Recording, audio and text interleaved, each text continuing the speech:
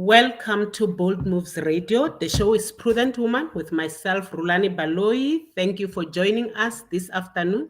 Our apologies for taking a little bit of time. We had load shedding at 4 o'clock, so we had to wait until we are able to transition to our backup. Thank you for being with us. Today, we are excited. We continue on our journey to bring along mental health awareness, even on the month of July, where as a nation we bring in awareness on mental health issues.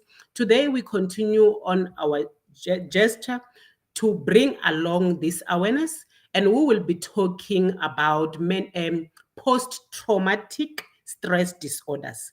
We have our lovely doctor, Dr. Tembani. She is our resident psychiatrist who always takes time to join us to bring in awareness on mental health issues. So thank you so much, Dr. Tembani, for joining us. And thank you for all of you who are joining us on Facebook. Thank you for all of you who are joining us on our YouTube page. If you have not yet subscribed to our YouTube page, I will say to you, please go ahead and subscribe so that you do not miss anything. And all of you who are joining us on the Bold Moves Radio streaming, we are excited to have you, and please be part of this conversation. As Prudent Woman, we always say this is about us sparking a conversation so that we can become prudent women. We can be able to respond appropriately when the season arises in our lives, because a prudent woman goes all out to get information. She's knowledgeable. She knows how to take care of her family. So thank you so much for being with us. And as we continue with this conversation, we invite you, please join us, be part of the conversation by dropping down your comments, your questions on our comments sections if you are following us through our social media pages. If you are on the Bold Moves Radio streaming, you are welcome to drop in a WhatsApp on 081 358 8745. Let me repeat the number for those of you who did not catch it.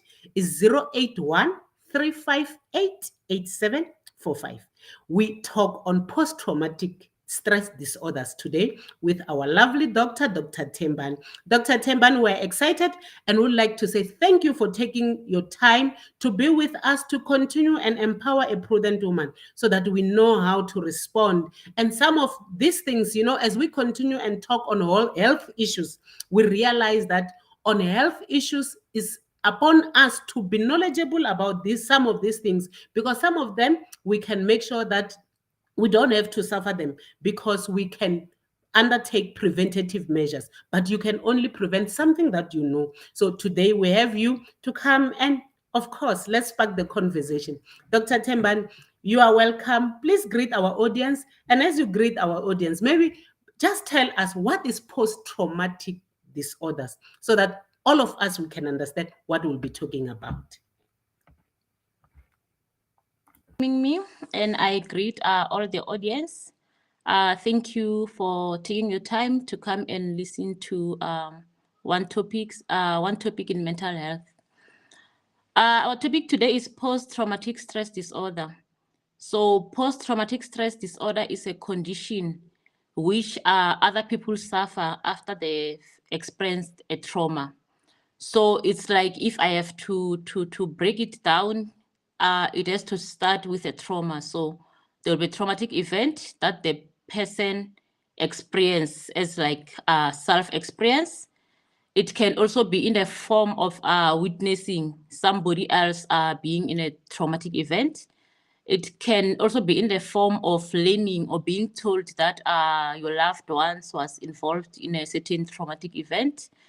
And it can also be in the form of multiple or persistent exposure at work, if for people who are working with things that are traumatic with traumatic involvement. So if that person is exposed to the trauma, they later start struggling with memories of that trauma, which will be in the form of destructive or negative memories of the trauma, especially because it end up leading to somebody feeling like their life was threatened or they were in danger. So when they have post-traumatic stress disorder, it's like the memories of that continues as if it's like they are still in a current situation as they were experiencing trauma. So you get physical symptoms, like simple physical symptoms, like what happens when a person is scared or you are in a fearful situation. And then you also get emotional impact of that, and it also affect your mind or your thoughts about like things like concentrating on what you are doing. And at the end of the day, it results in change of behavior because you end up um, being tormented by the trauma and the pain of re-experiencing that trauma again, which will make you to behave in a certain way, like different from the way you were behaving before the trauma. Thank you so much, Dr. What I am getting, it's post-traumatic disorder. It's more of a feeling that one has after they've undergone or have observed a traumatic uh, experience in their lives or in someone's life, which means it's an after effect. Am I Yes, correct to say that? yes, So it's a post effect of what one has undergone. yes. Thank you so much. And it's exciting to have this topic, Dr. Temban, in this platform.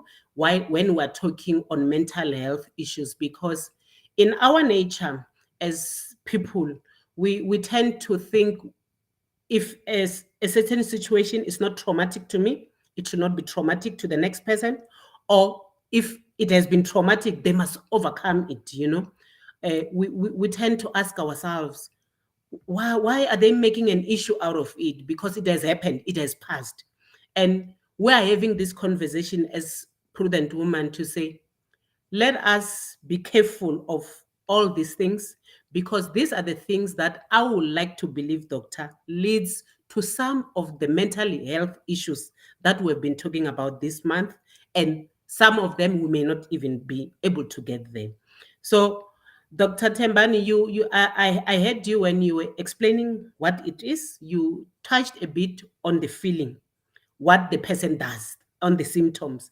But I just want us, because we are talking on something that I know most of us are not aware of. I would like you to, like, in a little bit of a detail, just take us through, when I say I'm observing someone with post traumatic disorders, how can I identify it? What will be the symptoms? What will I observe in this individual? Okay. Yeah, just to add on the definition quickly before I go there, and to clarify why people react differently in the same situation or different situation. If a trauma is not a trauma because of the nature of the event.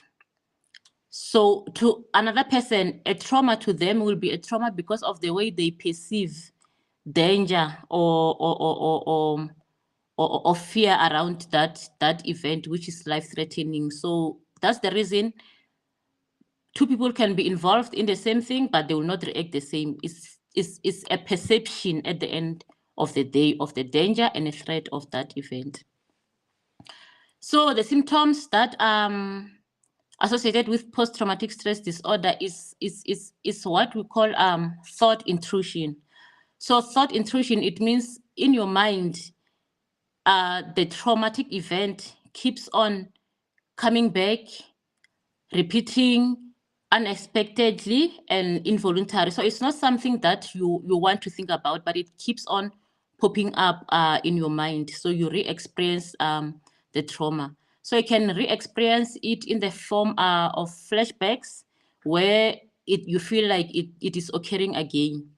And you can also re-experience it in the form of dreams, where your dreams, the context of your dreams are about are associated with the trauma that you went through. And you can also experience it in the form of distress, where the thought comes back, and when they come back, you have physical symptoms, which are more of symptoms that comes when somebody's in a fearful situation. And you can also have experience it by having a strong body sensation upon the exposure, like when you are in a situation which is related to that trauma. So the second one is avoidance symptoms. So a person was involved in a trauma. Now they want to avoid anything that is related to that trauma. So this start by things like people who were associated with that trauma, or activities that were associated with the trauma, or talking about the traumatic event, or anything that has to do with any relating to that. So a person can start isolating themselves, or a person can start having negative emotions when people ask them about what happened. Unfortunately, every time there's a trauma, people want to understand what happened, but sometimes we tend to miss how the person that is expected to explain is so stressed, and with those physical symptoms that results when a person is in a fearful situation. So people will ask you what happened, your neighbors, your family, and they will miss that you are not in a comfortable space to be telling them what happened. So those are the avoidance. You might find a person start avoiding everyone, or watching things that they are related to the accident and they will see on TV or anything. Or when you are with them and those things happen, then their mood change, or they become very irritable, and you will not understand why. So another symptoms is something that we call negative changes in somebody's cognition or in somebody's mood. So you find that in your mind, you miss a specific important aspect of the trauma. So when you want to remember what happened in the trauma, there will be some gaps in memory of after this happened, after this. And unfortunately also, if you go to court for anything, or if you have to explain or be a witness, you're expected to tell and remember those things. The other part is negative mood, where a person can start feeling things like low mood, isolation, and also not able to experience joy or interact with others, and they start isolating themselves. So there's another one where a person is always in a hyper arousal state, kind of saying somebody's hyper alert. So that person will always be irritable, they will have poor concentration, they will have sleeping problems, and they'll always be jumpy. If maybe some sound, it's almost similar to and or related to the trauma that they experienced, then anything that in relation to that, the person will always be jumpy and always be on guard, as if like the environment is not safe or anything terrible will happen anytime. And there are also situations where a person lose kind of contact with themselves, or contact with the environment, which we call dissociation, where you can derealize or depersonalize yourself. So you will think you are watching yourself outside of your body, or you can think whatever is around you in the environment is unreal. Wow, thank you so much, Doctor, and thank you for reminding us that people will not react the same on situation. And thank you for the symptoms that you have given us. I know, just like myself, I trust that other prudent women, as you are watching the show, you realize that the symptoms that she has just given us, some of us who have suffered from them, or some of us who have had our loved ones going through them and we've brushed them off, most especially because we did not know what they are going through, or we thought it's not a traumatic encounter. Like she has said, that people will not react the same. But it is through these sessions where we get empowered, because you not know everything. It's when you hear other people, specialists like yourself, who have spent time, they've done research, they've done studies, and they know about all these things that we are talking about. And thank you so much for joining us. This is Prudent Woman. We are talking on post-traumatic stress disorders. I would like us to go on an ad break. When we come back, doctor, let us look into what may be the causes of these type of disorders. I understand you said it's mainly because you have gone through a traumatic experiences, but people don't, it's not everyone who goes through it, and whether it's something that one can inherit. So let us go on an ad break. We shall continue and talk on post-traumatic stress disorders. Are you ready for the ultimate dietary powerhouse?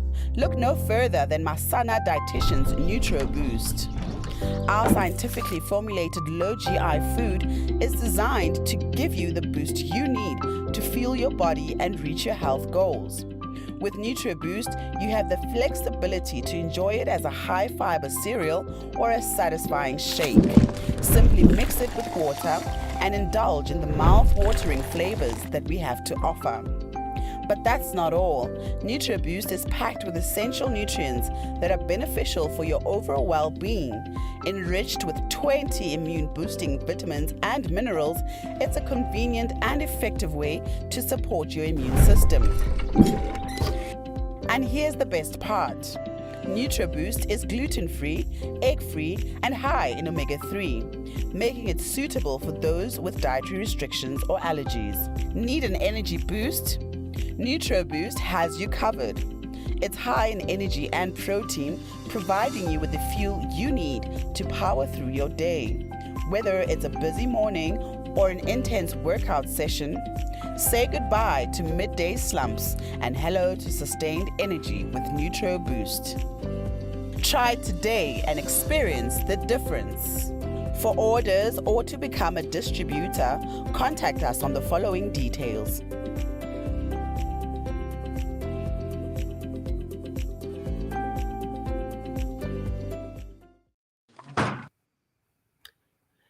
Welcome back. You are listening to Bold Moves Radio. The show is Prudent Woman with myself, Rulani Baloi. Today I have with me Dr. Tembani. We are talking on post-traumatic disorders. She's our resident psychiatrist. Before we went on an ad break, we spoke about the symptoms of post-traumatic disorders, and she actually took us through what can we consider to be a post-traumatic stress disorder. I love what I see here, says Mandla, saying black child is traumatized at some level or other, it seems. And I would like to believe it is because we did not know about these things. And a black child, when she or he has gone through traumatic encounters, no one cared. We didn't know about therapy. We didn't know about a whole lot of other things. And most of the time, whenever the black child comes forth and say, I'm scared, I can't sleep in the room, they will say, "Uchawaini, please go back." We didn't know that there's something like this that can happen. And I trust that today, Prudent Women will be transformed. We will not say that, but will know how to respond appropriately. Says Mandla, a black child will no longer be traumatized throughout because a black child will take care of those traumas. Yes, traumatic encounters come in life, but we need to know how to respond to them. Dr. Temban, let us now talk on what may be the cause, the condition. Is this disorder or a condition? Can it be inherited? What can be the contributing factor to make one to be more prone to have something like this? Okay, thank you, Sister Rorani. So there are genetic components, or there is genetic component which is associated with post-traumatic stress disorder.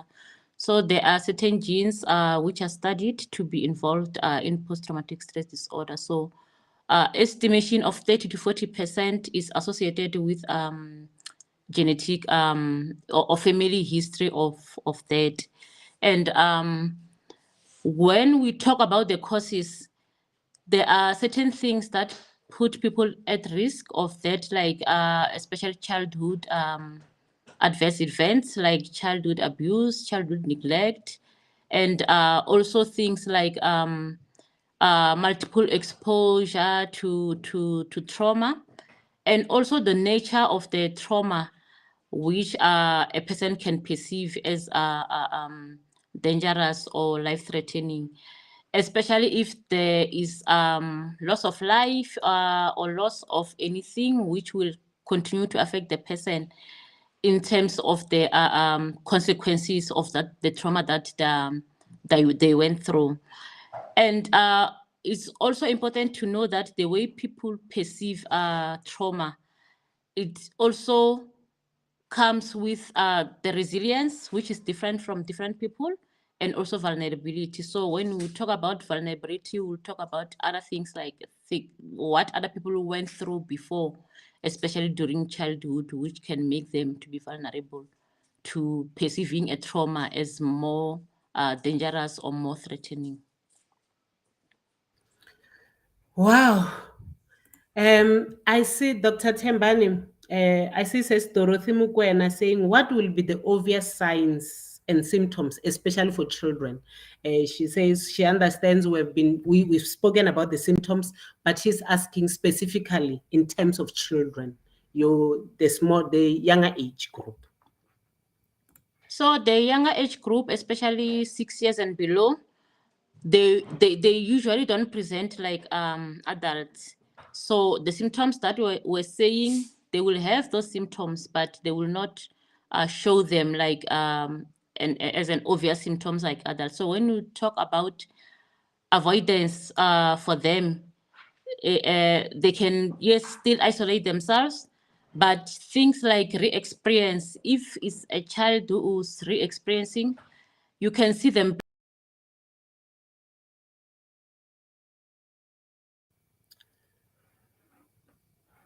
You are listening to Bold Moves Radio. The show is Prudent Woman with myself, Rulani Baloi. Seems we have a challenge of connectivity with our guest, but I trust that she will be back very soon.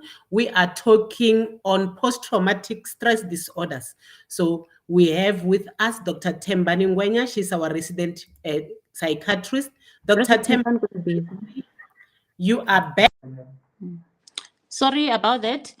I was still saying for children, we talk about re-experience. You will see the child playing with the toys or with whatever they are doing in relation to the trauma that happened to them. So they can show it in the form of playing. So somebody can observe the child playing like that.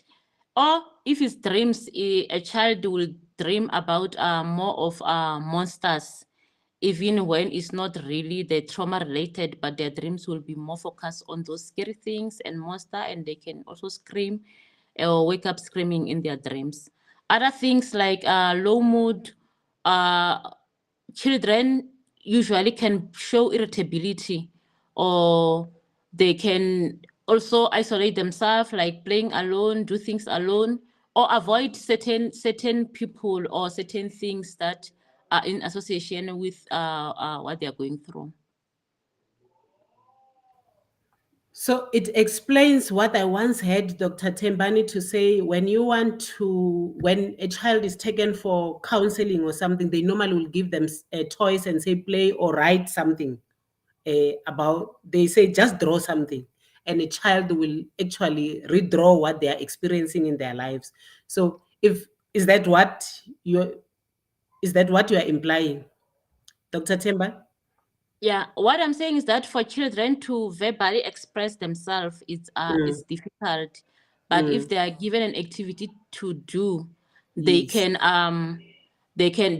play with with they can do a certain play which resemble what is troubling them in their mind, instead of verbalizing it that I'm scared of 1, 2, 3. Yes.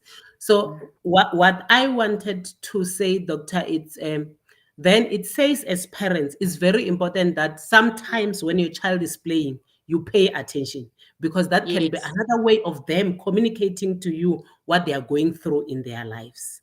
yes. Thank you so much. And thank you to all of you who are listening to us on Bold Moves Radio. Those of you on our Facebook and our YouTube page, please be part of the conversation and drop down your questions, your comments on what we are talking about. We are talking on post-traumatic stress disorders. Thank you very much for joining us. I see Pastor Dokas Mlomo.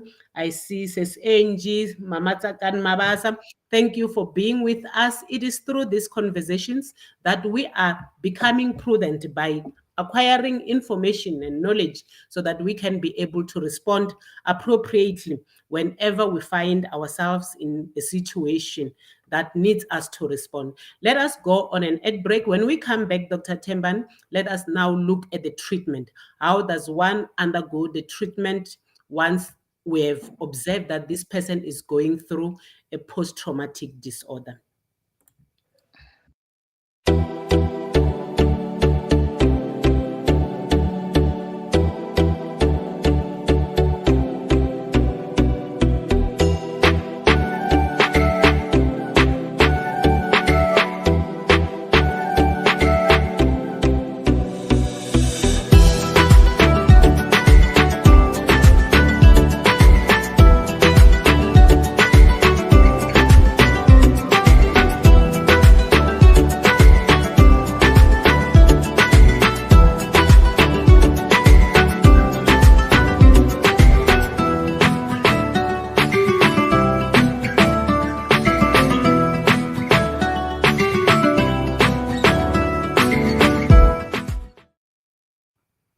You are listening to Bold Moves Radio. The show is Prudent Woman with myself, Rulani Baloyi. I have with me Dr. Tembani. We are talking on post-traumatic stress disorder. Dr. Tembani is our resident psychiatrist. She's here to advise us as we continue in the month of July talking of mental health issues, bringing in awareness and sparking conversations amongst us. Let us become prudent and know all these things so that we can be able to respond appropriately when the season comes in your life. Thank you so much. Before we went on an ad break, says Dorothy had asked a question on on how the kids will show forth this disorder in their lives, and she actually acknowledges on our chat to say the explanation is sufficient. Thank you very much, doctor, for answering that question. And our sister has gotten a good explanation. As we continue on this topic, Dr. Temban, we now know what is post-traumatic stress disorder.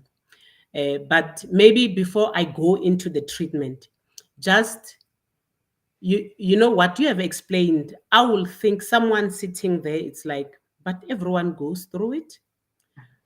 If it is to be considered to be a disorder, how often should someone show such symptoms? So, if a person is exposed or witnessed or told or exposed multiple times at work on certain traumatic event, the symptoms for post-traumatic stress disorder start showing after a month of exposure. And so after a month, it can be any time after a month, but usually it's 1 month, 3 months, 6 months. There are those who start showing later, after many months or after a year. So if you have symptoms 3 days immediately after the trauma and less than a month, they call it acute stress disorder. So it's not post-traumatic stress disorder, it's acute stress disorder. But when those symptoms persist beyond a month, then it will go to be a post-traumatic stress disorder. So so it's actually a month later for post-traumatic stress disorder. Thank you very much, because you know it's very important that we bring in this type of explanation, because someone may say, I mean, if I've watched a scary movie and I sleep, obviously I may dream about that scary movie. Am I having a post-traumatic stress disorder? But we know that scientists have made research. They have undergone a number of experiments to be able to say, at this level, this is where one can be classified to say they've got this disorder. So, Dr. Temban, with this type of a disorder, is there a sort of treatment, and what will be the treatment, and how will one go through getting such a treatment? In addition to what makes this traumatic exposure a disorder, is because when you have those memories and fear and pain of re-experiencing it, you behave in a certain way. So that behavior also, it will affect your important areas of functioning. So you start having impairment in functioning. So that's why we now say it's a disorder. So it's duration and also the impairment in functioning because of the you are being tormented by those negative memories. There is treatment, and treatment include both psychotherapy and medication. So psychotherapy is it simply means talk therapy, which is a structured therapy done by the psychologist or therapist with the patient for a certain period, like and then they will plan. You're going to meet every time, every once a week for this specific time for how many sessions. And the one that is also more effective on the post-traumatic stress disorder is something that is called cognitive behavioral therapy. But it's more of trauma focused. So they focus on that trauma.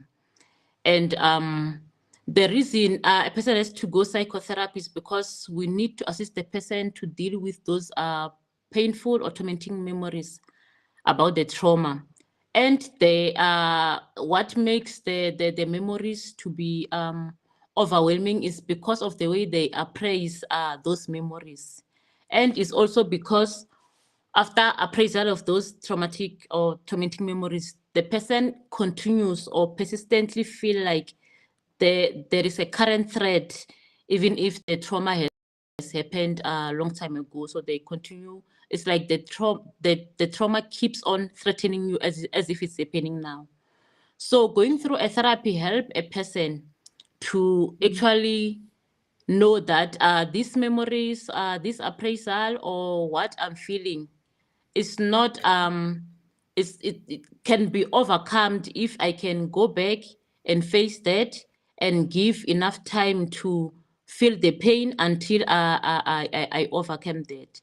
Those symptoms that I was talking about of re-experience, avoidance, hypervigilance, the more you avoid them is the more you appraise them that they are life-threatening and they are dangerous without anything happening at the moment. So it's like something that happened previously keeps on continuing with you as if it's happening again. So what they do through the therapy is they take you back to say tell and retell, like, so it's like repeatedly talking about the traumatic event. So facing it, it's like facing something until your mind is desensitized that this thing is not happening, this thing is not scary. It does not mean if I go back and think about that trauma, anything is happening to me. And after doing that, because it comes with the physical symptoms of increased heartbeat or sweating or feeling numb when those memories are coming back to you, they also reassure the patient that what we are feeling is actually normal. It's a normal response to the body when we are faced with fear. It's like any normal reaction when you're in a fearful situation. So your body has to respond like that. It's not that you are going crazy or you are losing your mind or anything. It's normal because you were involved in a traumatic event when you were not ready, when you were not expecting it, and it was a shock to you. So your body has to react like that. It's normal. It's important because certain people, when they start feeling like that, that's where they kind of catastrophize or think that this palpitation that I'm feeling or this heartbeat that is increasing, I might have a heart attack, I will have 1, 2, 3.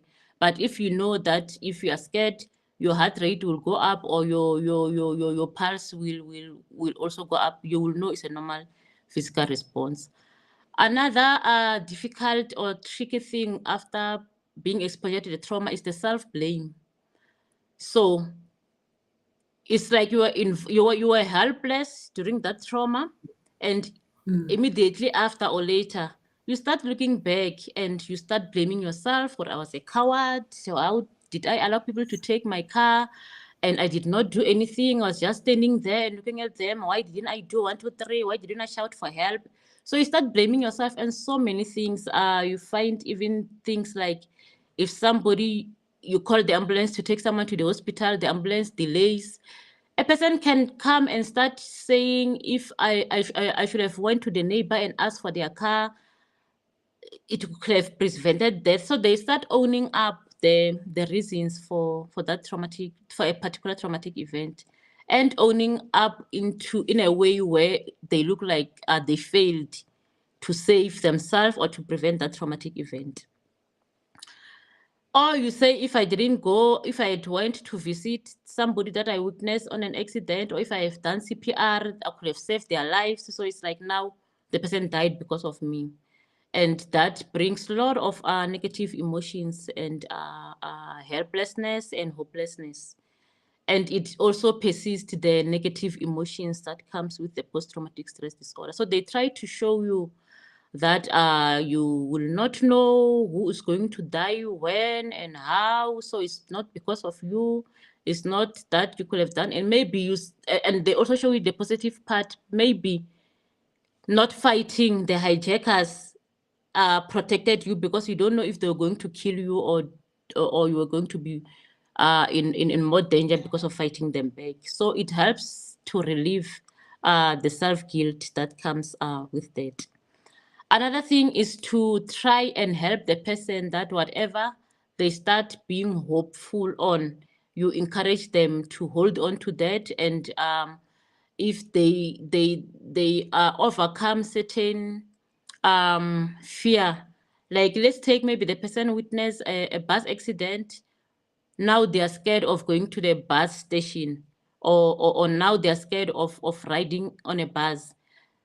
The fact that the person can go to the bus station is a big achievement for that person, because they are facing their fear. So you kind of congratulate them on that, or at least you're trying, you'll get there, and keep on trying. Another issue is where people sit and try to link. It could be culturally or spiritually, that this may be happened to me because of 1, 2, 3.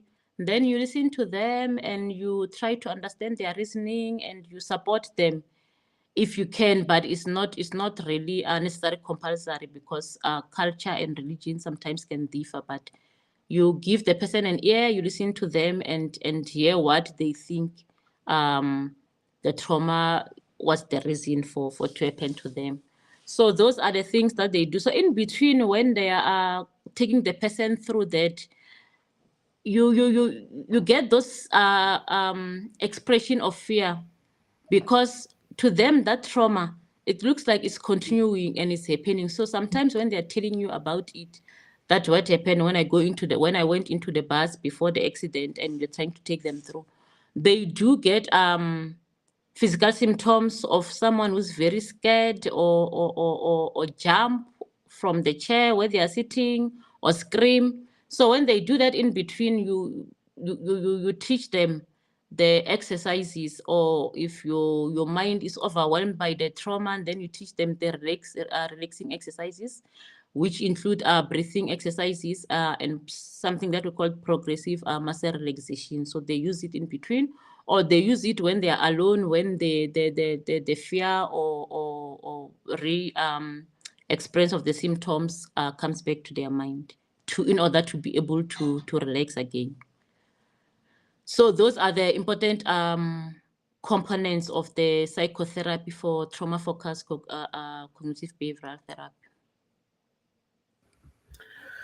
Okay, so that is therapy. Is there any treatment like your medicine that one can take when they are experiencing this type of a disorder, Yes, beyond just the therapy? yes, we have medication, because it is also associated with certain neurotransmitters in the brain, which can be low or high, and certain hormones which can be low or high, to make the person to be sensitive to the fear that they went across, or to make the person to not be able to attach, or to make the person detach with certain emotions.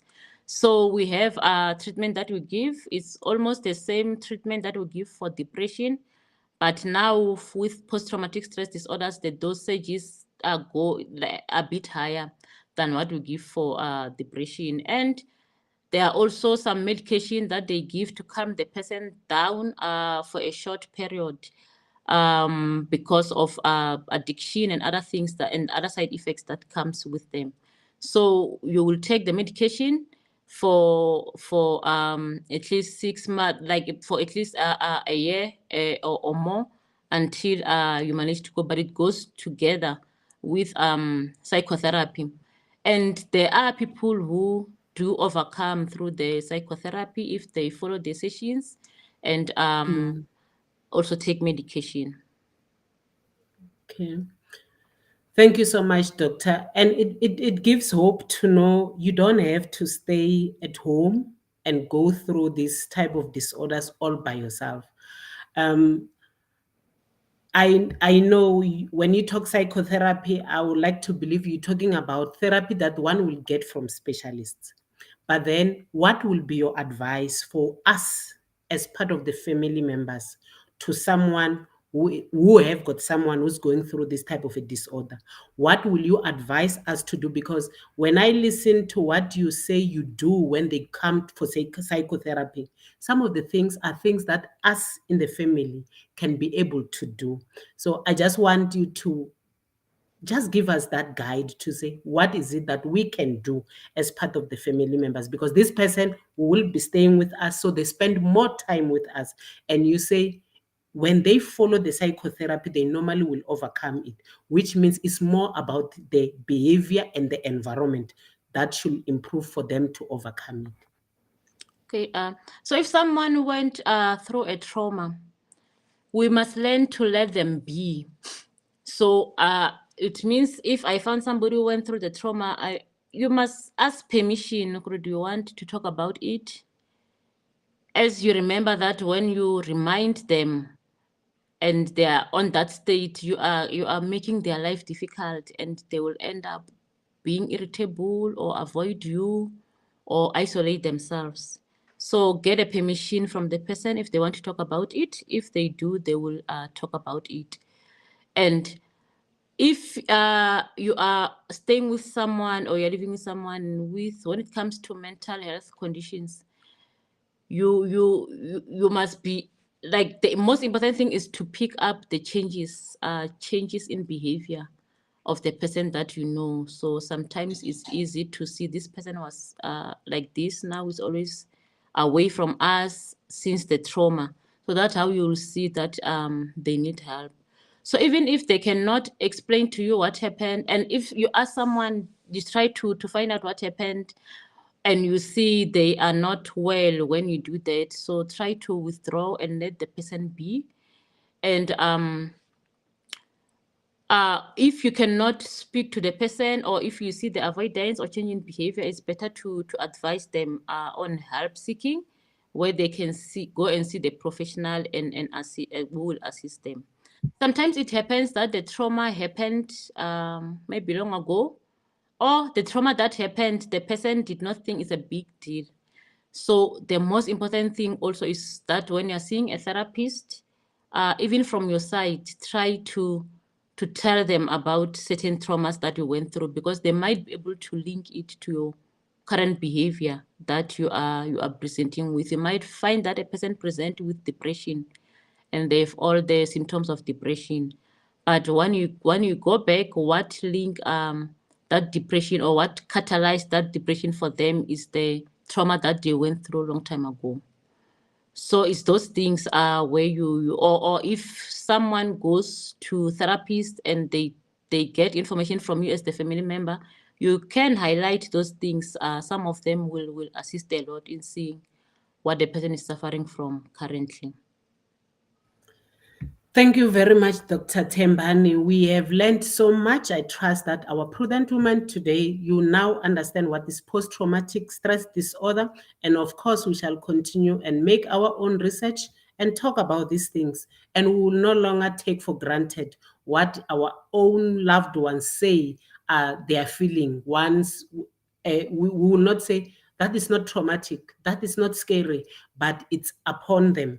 If they feel that was traumatic to them, as she said, we must give them space and allow them to heal, and allow them to either go and seek for professional help if they're not willing to open up to us. Unfortunately, our time is gone. Today will not end at 5 o'clock exactly because of load shedding. I don't want us to be cut off abruptly. Will be one of us will be going on load shedding at 5 o'clock. So I would like us to finish our conversation here, but I trust that you have learned so much. Dr. Tembani, even as we continue with the month of July, where we are bringing in awareness in terms of mental health, what will you like to leave our prudent women with as a nugget in terms of taking care of their mental health? Okay. One more thing that is important to add, Sister Roland, there's something that is called a debriefing when it comes to therapy. It's not really a formal psychotherapy. It's a counseling immediately after a group of people were involved in a trauma, where they Yeah. asked them to talk about their experiences and how they felt and other things. So Mm. also it's not proven to work, because it's not everyone who is going to go through who's going to go through the tormenting memories of the trauma, and it's not everyone who will develop post-traumatic stress disorder because they were involved in the same incident. So also, if that happens, maybe at any setting, it's better also to allow people to join if they want to join, or they do that if they want to, or to come back later when they are ready, instead of forcing them. Because some memories, if you force someone to go through that, you might actually put them at risk of getting the post-traumatic stress disorder.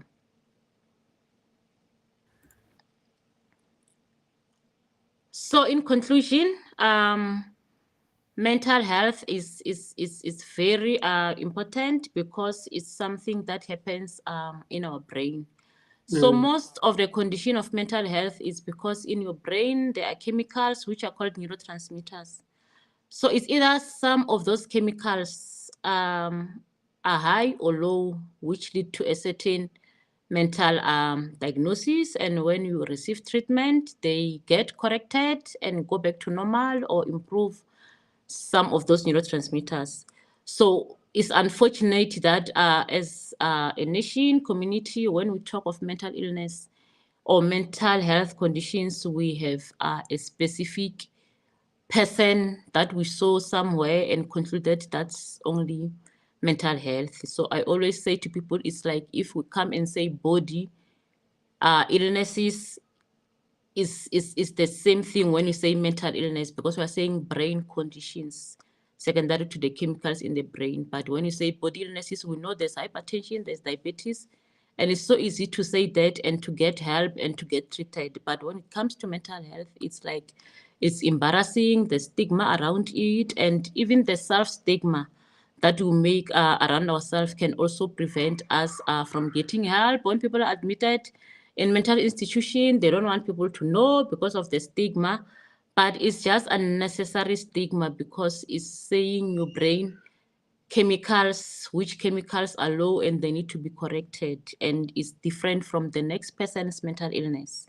So when it comes to family, we must support our family members. We must always observe if there's behavioral changes, and we must understand the condition that they have, so that we don't say they are like this other person when the person was mentally ill, and start undermining the person or undermining ourselves, or looking down upon hospitals which admit people with mental illness. Because most of the time, people who go there, they get help and their lives change, and they get a good quality of life. But those who don't go there, they continue going to work, doing 1, 2, 3, but with a very poor quality of life. And you will never know that if something complicates, how far will it complicate, or if you delay to take medication, will still be easy to treat, or you'll get treatment resistant later. So I think what we need is to look at mental illness like we are saying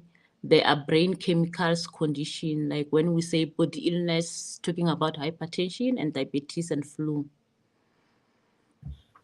Thank you very much for bringing in that enlightenment. I think since we started in the month of July, having been talking on the different disorders that we have on mental issues, Prudent Women, we can agree now that there is nothing wrong with someone who's suffering from a certain condition, just like anyone who has got flu. As she has said, it's not different from someone with hypertension. So let us be positive and let us not agree on those myths that we have always been living under, to think when someone has got a mental illness or mental disorder, something's wrong with them. There's nothing wrong. All they need is our support to enhance the quality of their lives, and again to support them as they attain that treatment that they require. Thank you so much, Dr. Tembani, for coming through. I trust that we are learned today. We now understand what post-traumatic stress disorders is, and we will no longer be those ones who add on this condition by just belittling it or making the person who's going through it to feel like they're not strong, to feel they should have done things differently. They don't have to react the way they are reacting. Thank you very much. And thank you to all of you who had been with us, who were part of the conversation. Of course, we always say the time is not enough. We will not be in a position to talk on a topic and exhaust it, but we spark conversations as Prudent Woman.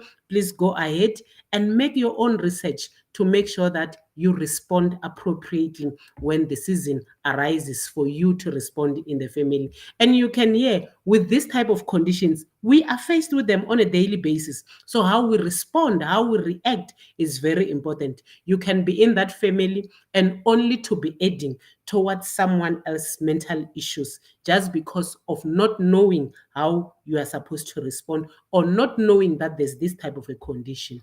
Thank you very much to all of you who have been listening. And I would like to say thank you to our media team, the technical team, brothers, DJ Macy. Thank you very much for being with us. And our executive producer, Pastor Strike, would like to say thank you.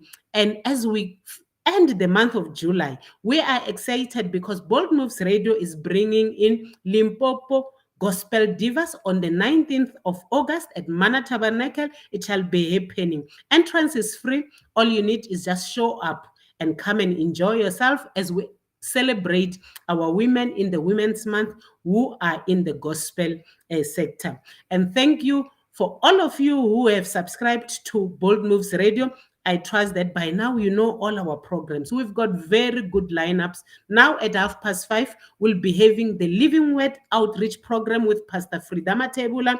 And on Monday up until Friday, daily from 6 o'clock in the morning up until 6:30, we have got a morning devotion.